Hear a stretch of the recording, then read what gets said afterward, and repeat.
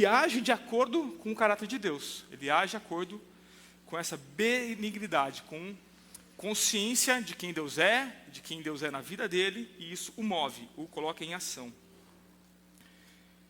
Nós vimos também a ideia de que a piedade envolve alguns aspectos, né? A fé que agrada a Deus e a perseverança na santificação.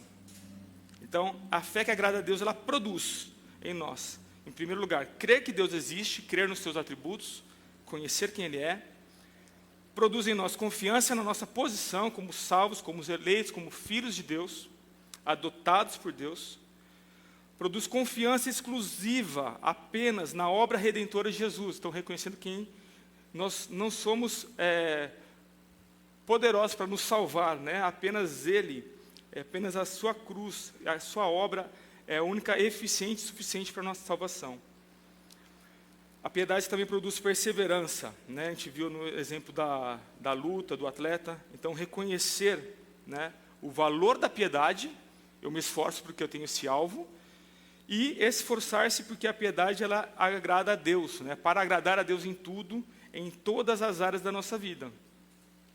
E na mensagem de hoje, eu queria compartilhar sobre 2 exemplos, né? 2 homens que a Bíblia cita, que a Bíblia nos apresenta, e um apêndice, né? Uma nota sobre a mensagem de hoje, é que o nosso exemplo é Cristo, o nosso alvo é Cristo. Ele é o homem perfeito, Ele é o padrão. Porém, eu creio que Deus, na sua soberania, Ele nos dá, talvez, além, né? Cuidado com o que eu vou falar, mas parece que até um excesso, né? Ele, na nossa incapacidade, Deus nos dá, além do exemplo perfeito em Cristo, mas Ele dá exemplo de homens imitando esse exemplo, de maneira que eu posso olhar e falar, olha, é alcançável, é algo que eu posso me identificar, eu posso me espelhar, né? Então, é um padrão que a gente pode atingir. E a primeira pessoa, pensando nesse texto da piedade, é Cornélio. Está lá em Atos. Ele é um estrangeiro, ele é alguém de fora da aliança, a princípio, né, como alguém que não é natural do povo de Deus. E o texto diz assim: em Cesareia morava um homem chamado Cornélio, que era centurião de uma companhia do exército chamada Italiana. Era piedoso e temente a Deus com toda a sua casa, fazendo muitas esmolas ao povo e orando sempre a Deus. Então, pensando no contexto dessa passagem, lá em Atos, a gente tem que entender que o contexto do livro não é sobre alguns homens, não é sobre algumas pessoas. Então, Lucas está falando sobre a grande comissão. A história de Atos não é sobre Paulo, como eu já pensei que fosse, não é sobre Pedro, mas é sobre o Evangelho, sobre uma mensagem que essa comissão vai progredindo, né? De Jerusalém para Samaria e até os confins da terra. Quando a gente observa lá Paulo pregando em Roma, né? Paulo preso, ele está preso, mas a mensagem está livre, está atingindo os confins da terra. Ela chegou em Roma, o centro daquele mundo, né? Mas assim, apesar de Lucas estar preocupado em contar a história da grande comissão, do progresso do Evangelho, e não falar sobre Paulo ou Cornélio, ainda assim é possível observar como o Evangelho transforma aqueles que nele confiam. E nós podemos aprender com o exemplo de homens que confiaram em Deus e foram transformados por Ele. Então, alguns pontos que eu quero falar sobre Cornélio, né? Essa descrição que fala dele, sobre alguém piedoso, alguém temente a Deus, geralmente no texto bíblico se refere a um estrangeiro que seguia em alguma medida a prática judaica, né? Ele conhecia o Deus de Israel, em alguns aspectos da lei ele talvez observe, né? Não todos, mas ele era considerado piedoso. E essa piedade é descrita como em 2 aspectos, como eu disse, um interno e um externo. Ele orava sempre a Deus e ele fazia muitas esmolas, né? E é interessante que no nosso mundo existe, né, no conceito atual, o conceito de piedade como ter dó, como ter pena e tudo mais. E isso talvez seja um reflexo externo, ok? Mas o fato que eu quero destacar é esse conjunto, é a ideia de uma transformação interna, de uma relação correta com Deus, que transforma a vida da pessoa e é percebida, é modificada no seu agir, no seu relacionamento com os outros. E esse ponto, né, essa relação entre uma fé interna e uma resposta externa, ela é citada em diversas passagens. Eu trouxe alguns pontos para a gente relembrar. Em vários outros pontos da Bíblia a gente observa esse princípio. Então, eu trouxe alguns. Primeiro que eu trouxe, 1 João, capítulo 4, esse trecho diz assim: nós amamos porque Ele nos amou primeiro. Se alguém disser, ama a Deus, mas odiar o seu irmão, este é mentiroso. Pois quem ama o irmão a quem vê, não pode amar a Deus a quem não vê. E o mandamento que dele temos é este: quem ama a Deus, que ame também a seu irmão. É interessante essa passagem, porque eu escolhi ela porque ela parece fazer uma transição entre algo que já existe dentro de nós e por causa disso nós recebemos uma ordem: ame a seu irmão. Ele não está falando assim, ó, se você ama, você faça alguma coisa. Amar é uma ordem. Ame o seu irmão. Por causa do que Deus fez, por causa do amor que Ele te amou primeiro. Uma outra passagem que também instrui, que deixa claro essa ideia de uma ordem, é essa passagem de Tiago. Também fala sobre isso. Diz assim: sejam praticantes da palavra e não ouvintes, não somente ouvintes, enganando a vocês mesmos. Porque se alguém é ouvinte da palavra e não praticante, assemelha-se àquele que contempla o seu rosto natural num espelho, pois contempla a si mesmo e se retira e logo esquece como era a sua aparência. Mas aquele que atenta bem para a lei perfeita, lei da liberdade, e nela persevera, não sendo ouvinte que logo se esquece, mas operoso praticante, este será bem-aventurado no que realizar. Então aqui Tiago está descrevendo também essa relação, daquela condição interna, dessa fé interna que nos move, através de uma ordem que ele está mandando, né? Sejam praticantes, e ele coloca a ideia da perseverança, que é aquilo que a gente viu na semana passada, né? Do exercício, de quem se esforça, né? De quem entende, inclusive, que essa ordem que nós temos para agir em favor dos outros produz em nós bem-aventurança. Eu tenho um benefício em mim por causa daquilo que eu sirvo, por causa daquilo como eu ajo em favor dos outros. E uma passagem também interessante que fala sobre isso, sobre essa relação de estar firme, né, de estar perseverando, se esforçando em cumprir essa ordem, em cumprir a vontade de Deus, em praticar a palavra de Deus, é a passagem famosa, né? Existem algumas versões nos evangelhos que nós chamamos de os 2 fundamentos. Eu queria ler esse texto e pensar um pouquinho nele. Diz assim: Jesus está respondendo, né, a algumas pessoas que chegam e o chamam de Senhor, e nesse contexto ele ensina. Diz assim: por que vocês me chamam Senhor, Senhor, e não fazem o que eu mando? Eu vou mostrar a vocês a quem é semelhante todo aquele que vem a mim, ouve as minhas palavras e as pratica. Este é semelhante a um homem que, ao construir uma casa, cavou, abriu uma profunda vala e lançou o alicerce sobre a rocha.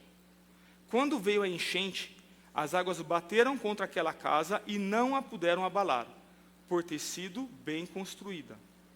Mas o que ouve e não as pratica é semelhante ao homem que construiu uma casa sobre a terra, sem alicerces. E quando as águas bateram contra ela, logo desabou. E aconteceu que foi grande a ruína daquela casa. Então a ideia dessa passagem é que é a ilustração, né, de construir a nossa vida em Deus, colocar o nosso alicerce na rocha, né, a ideia da nossa vida, daquilo que a gente crê, de tudo que subsiste a nossa existência, aonde que a gente vai firmá-la, aonde a gente vai colocá-la. E um detalhe interessante das outras versões para a passagem de Lucas, é um detalhe que eu destaquei, é uma das palavras ali em negrito. A pessoa cavou para atingir o alicerce. Esse detalhe é interessante porque, para quem olha de fora, né, e às vezes a gente tem algumas obras, né, até conversei com uma irmã sobre construção hoje, a ideia é de que, às vezes eu olho para o terreno e eu vejo aquela terra, mas eu posso cavar o alicerce, porque a rocha nessa ilustração ela está profunda. É o alicerce que foi cavado para atingir essa rocha. Então essa ideia, ela também traz a ilustração de um esforço, de uma busca, nessa perseverança em buscar a palavra de Deus, em seguir a palavra de Deus, em praticá-la. Ok? Esse é o tema, inclusive, de um livro que eu creio que nós temos aqui na biblioteca, né? O título é Cave Mais Fundo, do Joshua Harris. É um livro muito bom, eu já li, indico. Ok? Então ela traz essa relação desse esforço de praticar a palavra de Deus semelhante, né? O mesmo princípio que nós vemos ali que Paulo fala para Timóteo, para exercitar a piedade. De qual forma? Como quem busca ser o primeiro lugar, para quem busca ser o campeão, né? Eu quero servir a Deus, eu quero agradar a Deus, então eu me esforço, porque o alvo é Ele, que eu conheço o meu alvo. E essa dedicação também era uma marca, como nós vimos na vida de Cornélio, né? O texto coloca alguns detalhes, né? Ele fazia muitas esmolas e orava sempre a Deus. Ele não orava um pouquinho e às vezes dava esmola. Ele é descrito como alguém que orava sempre a Deus e fazia muitas esmolas. De tal forma, né, que numa breve descrição, a gente pode perceber que esses aspectos eram uma marca na sua vida, como um homem piedoso. Essas características poderiam descrevê-lo como a sua essência, como aquilo que ele estava se tornando por causa da obra de Deus. E uma outra pessoa que eu quero compartilhar também tem essa marca também, queria falar sobre a transformação dele, é alguém bem menos conhecido. Eu vou usar um pedaço de um estudo que eu compartilhei com o ADNA, mas ampliá-lo, quero também relembrar algumas coisas, que é uma passagem do Antigo Testamento, que eu chamo ela de oração de Jabes. E eu creio que essa oração, esse detalhe, ele tem alguns princípios que a gente pode entender sobre a piedade e sobre uma vida de oração. E eu creio que a gente pode aprender algumas coisas preciosas sobre a vida dele e aplicar nas nossas vidas. O texto diz assim: Jabes foi mais ilustre do que seus irmãos, e sua mãe lhe deu o nome de Jabes, dizendo, porque com dores o dei à luz. Jabes invocou o Deus de Israel, dizendo, quem me dera me abençoasses, e expandisses o meu território, que a tua mão esteja comigo, preserva-me do mal, para que não me sobrevenha aflição. E Deus lhe concedeu o que ele tinha pedido. É muito interessante, a primeira vez que eu li esse texto, eu fiquei perplexo, e talvez você possa estar pensando isso, porque a oração dele parece egoísta, olhando superficialmente. Quando eu olho, eu falo, mas Deus respondeu essa oração, e não a minha, às vezes, né? Às vezes eu penso assim, nossa, e assim, eu queria convidar para pensar um pouquinho nessa passagem, eu vou explicar algumas coisas sobre o contexto dela, ok? Para que a gente entenda.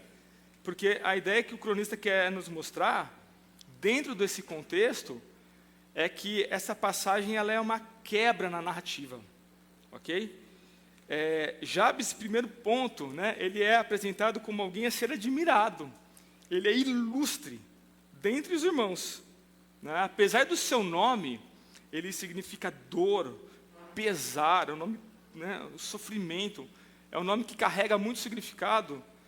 E é interessante que no contexto que ele vivia, ele podia entender que, e as pessoas entendiam que o nome fazia parte, ou até mesmo definia a identidade dessa pessoa. Ele carregava aquilo desde o seu nascimento, e Deus escolheu inspirar, revelar, né, destacar para a gente até hoje essa história, porque ao invés de viver debaixo dessa marca, dessa definição, ele escolheu viver debaixo da vontade de Deus, né? Ele, apesar disso, ele é alguém que é conhecido porque ele invoca o Deus de Israel. E isso faz com que ele seja ilustre dentre os irmãos. Nesse texto, para quem puder depois tiver a curiosidade de ler, ele está numa sequência de genealogias. né? É apresentado ali os filhos de Israel, depois vai vindo, né, Judá, Pérez e tal, até quando chega na vida ali de Jabes, a vida dele é descrita. Quando você está vendo aquela sequência, né, o nome, que depois teve outro filho, que depois filho tal, depois foi pai do outro, às vezes a gente pensa assim, ok, o que isso me ensina? Não é? Eu estou vendo alguns irmãos sorrindo porque tem dificuldades com esse tipo de texto.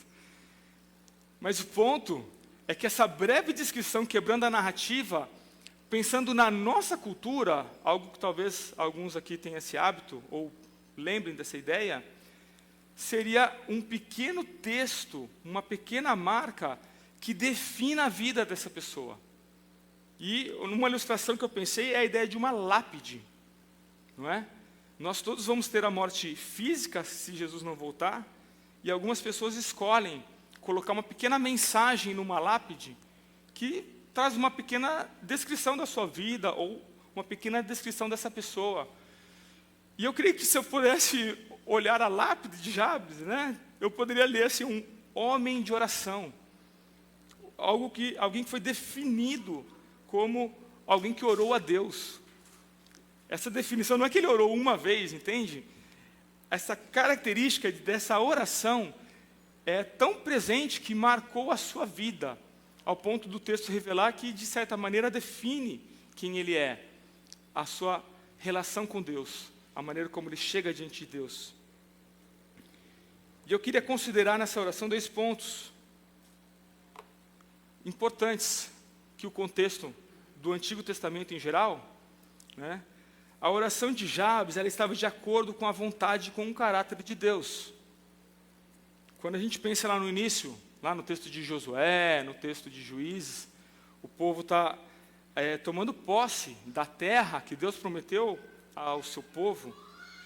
O símbolo ali da extensão territorial, da provisão, da bênção de Deus, revelava o favor de Deus. Era uma ideia de que Deus estava aprovando a vida daquela pessoa, abençoando, porque era aquilo que ele desejava, como Israel, símbolo, né, do seu relacionamento com a humanidade e também juízo para os povos vizinhos. Então a oração de Jabes, ela estava de acordo, ela estava orando com alguém que tinha na sua oração também, a gente diz hoje em dia, né, o coração de Cristo, a mente de Cristo, mas ele estava de acordo com a vontade de Deus. Ele estava orando aquilo que era a vontade de Deus, por causa do seu coração transformado. E o outro ponto mais interessante, eu creio que me marcou mais, é mais forte, é que quando a gente observa qualquer outro rei, qualquer outro juiz, qualquer líder, e talvez de todos os tempos na história, qualquer outro rei, ele iria pedir algo semelhante. Quando a gente pensa na nossa vida, né, talvez uma aplicação, nós temos desejos de algumas coisas que nós pedimos a Deus. Mas o que marca a vida de Jabes não é necessariamente os pedidos, mas é porque ele apresenta esses pedidos a Deus. Ele chega diante de Deus em submissão. Esses desejos que poderiam exemplificar o desejo de qualquer rei, de qualquer nação, de qualquer época. Ele chega diante de Deus e coloca essa oração. Quem sabes, Deus?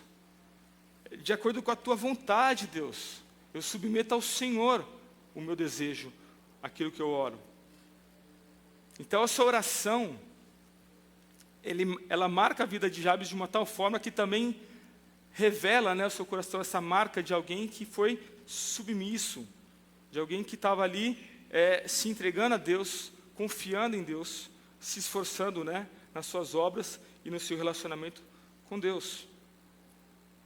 E pensando nesse tema, né, a gente falou sobre oração, e foi muito bom ouvir, né, alguns irmãos compartilhando, né, a Patrícia nos lembrou das orações que nós fizemos pela Bia. É muito bom ver Deus agindo, porque Ele é bom, porque Ele é maravilhoso.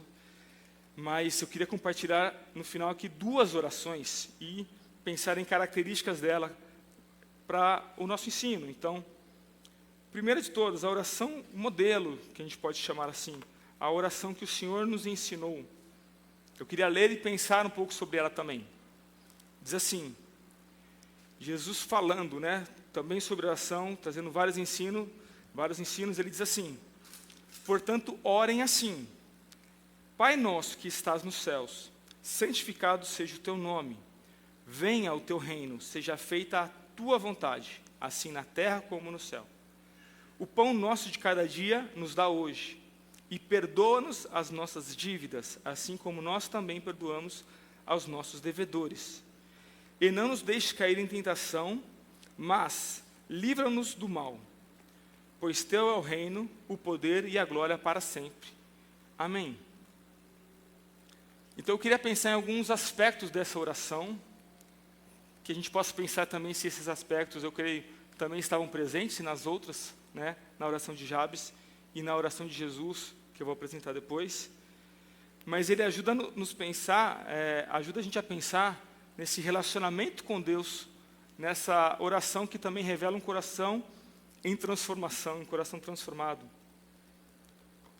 Então, o primeiro aspecto é que a oração declara quem Deus é. Quando a gente chega diante de Deus, a gente está declarando, né, sobre os seus atributos. E isso representa uma adoração, né? Toda a oração é uma forma de adoração. Também por isso não devemos orar senão a Deus, não é? A oração é uma forma de responder, a oração é uma forma de reconhecer aquele que ouve e responde à oração, reconhecer que Ele é poderoso para nos atender. Então tem esse aspecto da fé, de entender quem Deus é, de entender que Ele é poderoso para nos responder. A oração também revela o nosso coração, né? Uma vida de oração, uma vida em transformação, também pode ser percebida na transformação de quem ora e na transformação da oração ou das orações dessa pessoa. Então a oração revela o coração de quem ora. Orar a Deus revela fé no poder e no caráter de Deus em socorrer o seu povo. Orar a Deus revela fé de que Deus nos ouve, de que Ele está atento às nossas necessidades.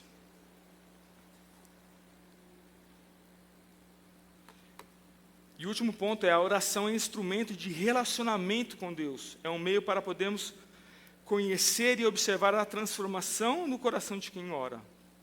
Então, por meio da oração, o nosso relacionamento com Deus, ele é exercitado. Nossos pedidos, nossas necessidades, elas podem ser apresentadas a Ele em submissão. E Deus deseja isso. Às vezes tem aquela luta, né? Mas Deus já sabe porque eu vou orar, não é? Mas a gente não age assim com as pessoas com quem a gente ama. A gente deseja o quê? Se relacionar, não é? De certa forma, de uma maneira resumida, a gente pode dizer que a leitura e a meditação na palavra é um par, né? Ela forma um complemento em relação à oração, no sentido de que Deus fala ao meu coração através da leitura e da oração, através da sua palavra, e Ele nos ouve através da oração. Então esse exercício, dentre outras disciplinas, né, dentro daquela vontade da inclinação da piedade, é a ideia do exercício desse relacionamento, de quem deseja estar diante de Deus, quem deseja estar em comunhão com Deus, sendo transformado por Ele. Então, pensando nesses pontos, eu trouxe algumas aplicações para a gente pensar. Será que você reconhece no seu dia a dia os atributos de Deus, o seu poder e a sua benignidade, crendo e confiando nele em toda a área da sua vida? Será que a gente reconhece? Você leva em consideração, né, pensando agora no agir, você leva em consideração o caráter de Deus e a sua vontade nas suas decisões, nas suas escolhas? Nas grandes e nas pequenas? Lembrando que escolhas todos nós temos, né? Se você escolhesse registrar um texto, né, pensando algo comum na nossa cultura, muita gente usa essa reflexão, mas eu creio que ela é válida. Se você fosse registrar um texto na sua lápide, com um breve resumo, uma característica sua, que pudesse definir você ou a sua vida, o quanto de Deus poderia ser lido nessa mensagem? Você poderia ser descrito como um homem piedoso, ou uma mulher piedosa.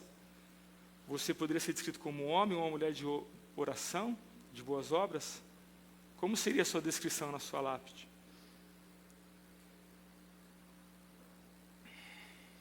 Continuando. O que define a sua vida? Ou o quanto de Deus pode ser visto em você? Às vezes uma mensagem registrada lá, ela pode ser bem escolhida, né? Mas o que as pessoas observam? O que você transparece? O que elas veem em você? No que você tem gastado os seus melhores esforços? O que tem ocupado a sua mente, os seus pensamentos, o seu coração, os seus desejos? Quais os seus alvos? Quais as suas metas? Quanto de Deus está nos seus alvos, nas suas metas? Você reconhece e valoriza o preço que foi pago pela sua vida, porque não foi de graça, né? Foi pago na cruz, através do sangue e do corpo do nosso Senhor Jesus Cristo. Foi um preço muito alto, não, amados? Eu gostaria de continuar pensando nessas aplicações, nessas características da oração. Nós vamos ter nosso tempo de ceia mais para frente, mas eu gostaria de ler um texto, que é o capítulo de João 17, que ele é conhecido como a oração sacerdotal de Jesus. Gostaria que a gente pensasse nesses pontos sobre relacionamento, sobre unidade, sobre transformação, e chamar a atenção especialmente algo que me toca nesse texto, é o contexto dessa passagem. Jesus estava a algumas horas de ser preso, torturado e morto por mim, por causa do meu pecado, por causa do seu pecado. E naquele momento de grande angústia, ele decidiu orar por você e por mim.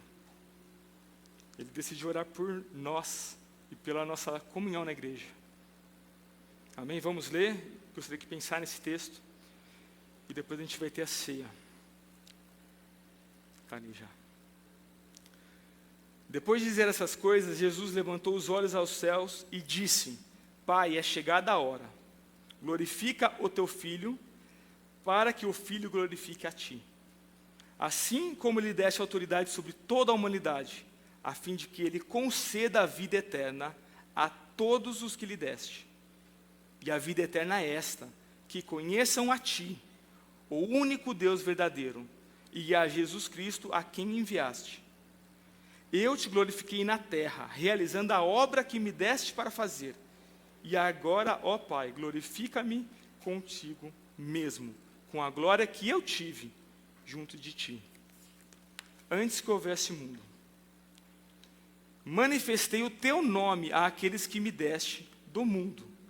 Eram teus, tu os deste a mim, e eles têm guardado a tua palavra. Agora eles reconhecem que todas as coisas que me tens dado provêm de ti. Porque eu lhes tenho transmitido as palavras que me deste, e eles a receberam. Verdadeiramente reconhecem que saí de ti e creram que tu me enviaste. É por eles que eu peço. Não peço pelo mundo, mas por aqueles que me deste, porque são teus. Todas as minhas coisas são tuas, e as tuas coisas são minhas, e neles eu sou glorificado.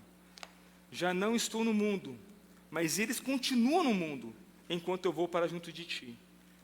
Pai Santo, guarda-os em teu nome, que me deste, para que eles sejam um, como também nós somos um. Quando eu estava com eles, guardava-os em teu nome, que me deste. Eu os protegi, e nenhum deles se perdeu, exceto o filho da perdição, para que se cumprisse a Escritura. Mas agora vou para junto de ti, e isto falo no mundo, para que eles tenham a minha alegria completa em si mesmos. Eu lhes tenho dado a tua palavra, e o mundo os odiou, porque eles não são do mundo, como eu também não sou. Não peço que os tires do mundo, mas os guarde do mal. Eles não são do mundo como eu não sou. Santifica-os na verdade, a tua palavra é a verdade. Assim como tu me enviaste ao mundo, também eu os enviei ao mundo, e a favor deles eu me santifico, para que eles também sejam santificados na verdade. Não peço somente por estes, mas também por aqueles que vierem a crer em mim, por meio da palavra que eles falarem, a fim de que todos sejam um, como tu, ó Pai, está em mim, eu em ti, também eles estejam em nós, para que o mundo creia que tu me enviastes. Eu lhes transmiti a glória que me deste, para que sejam um, como nós o somos, eu neles e tu em mim, a fim de que sejam aperfeiçoados na unidade, para que o mundo conheça que tu me enviaste e os amastes, como também amaste a mim. Pai, a minha vontade é que onde eu estou, também estejam comigo os que me deste, para que vejam a minha glória que me conferiste, porque me amaste antes da fundação do mundo. Pai justo, o mundo não te conheceu, eu, porém, te conheci, e também esses reconheceram que tu me enviaste. Eu lhes fiz conhecer o teu nome, e ainda o farei conhecer, a fim de que o amor que me amaste esteja neles, e eu neles esteja.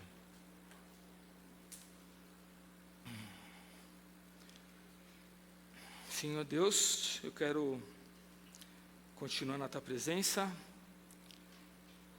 Gostaria de pensar, ó Pai, em tudo que o Senhor tem revelado, através da tua palavra, através também do testemunho de irmãos, da graça, Pai, que o Senhor tem, de maneira misericordiosa, superabundante, derramado, além de qualquer medida, muito além de qualquer mérito que a gente possa ter, ó Pai. O Senhor planejou, o Senhor executou toda a obra, o Senhor pagou o preço e nos deu tudo o que é necessário para que a gente te conheça, para que a gente se relacione com o Senhor.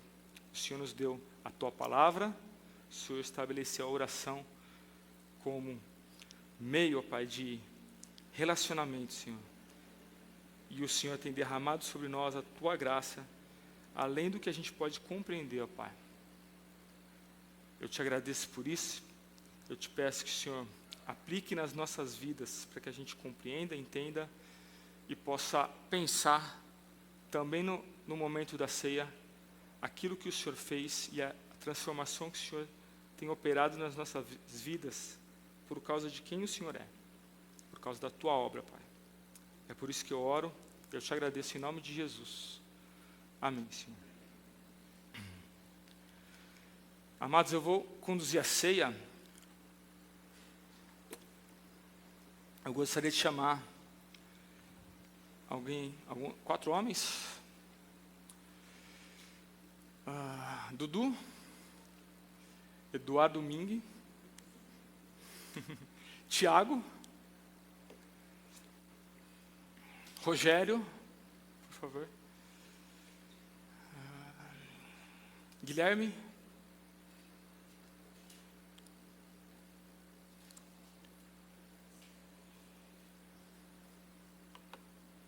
gostaria de fazer uma leitura do texto. Um dos principais que nos orientam sobre a ceia está em 1 Coríntios 11, a partir do verso 23. Diz assim: porque eu recebi do Senhor o que também lhes entreguei, que o Senhor Jesus, na noite em que foi traído, pegou um pão e, tendo dado graças, o partiu e disse: isto é o meu corpo, que é dado por vocês. Façam isso em memória de mim. Do mesmo modo, depois da ceia, pegou também o cálice, dizendo: este é o cálice da nova aliança no meu sangue. Façam isso todas as vezes que o beberem, em memória de mim. Porque todas as vezes que comerem este pão e beberem o cálice, vocês anunciam a morte do Senhor até que ele venha. Por isso, aquele que comer o pão ou beber o cálice do Senhor indignamente, será réu do corpo e do sangue do Senhor. Porque que cada um examine a si mesmo, e assim coma o pão e beba do cálice. Pois quem come e bebe sem discernir o corpo, come e bebe juízo para si. E é por isso que há entre vocês muitos fracos e doentes, e não poucos que dormem. Então, Vou pedir para vocês distribuírem os elementos.